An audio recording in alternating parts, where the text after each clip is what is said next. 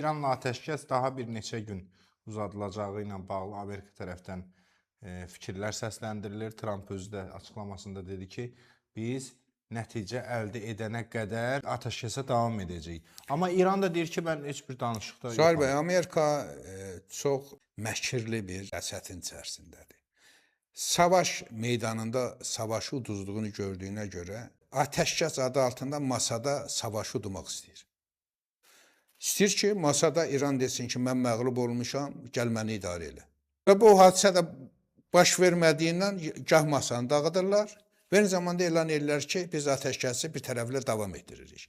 Digər tərəfdən masanın qurulması ilə bağlı mesaj verilir. Masa sabah İslamabadda gerçəkləşəcək. Hörmüz boğazına yaxın bir bölgədə İranın yük daşıyan gəmiləri vurulur. Amerikanın ablukasına qarşı çıxdığına görə, xəbərdarlıq icra etmədiyinə görə. Sonra cinayət işi qaldırır Zahir bəy.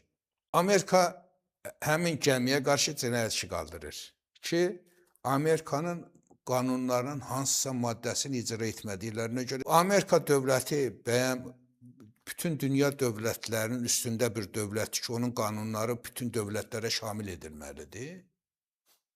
Sən gəlirsən, mənim evim içində vurursan məni.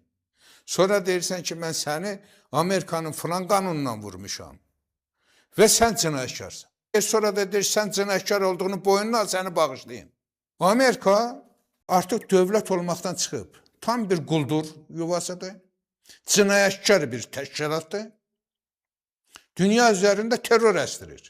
Bu təşkilatın bugünkü prezident adlanan şəxsi də terror başından başqa bir şey deyil. Bu adam demədi ki, Xamneyi biz öldürdük.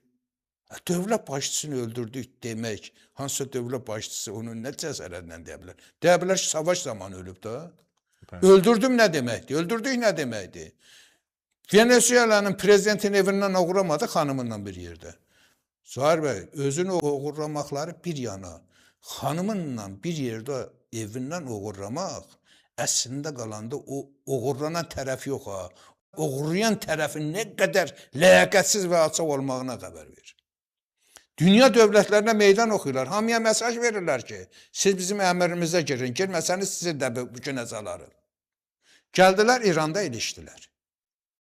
İndi savaşa bilmir. Bilir ki, savaş meydanında durumu ağırdır. Ha. İndi də atəşkəs oyununa gelib. Biz atəşkəs məsələsini İranın qəbul etmədiyini bugün doğru hesab edin. Çünki İran tərəfi görür ki, Amerika atəşkəs adının altında oyun oynayır.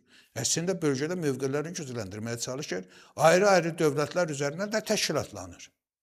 Və eyni zamanda daha çox silahlanma uğrunda mübarizə aparır ki, yeni savaşda daha çox uğur qazansın. Bunu da İran tərəfi gördüyünə görə Amerikanın atəşkəs oyununu rədd edir. Mən hesab edirəm ki, artıq Amerikanın atəşkəs oyununu bütün dünya dövlətləri dərk etməyə başlayıblar. Belə bir siyasət davam edərsə, İranın atəşkəsi rədd etməsi siyasətini bütün dünya xalqları dəstəkləyəcək.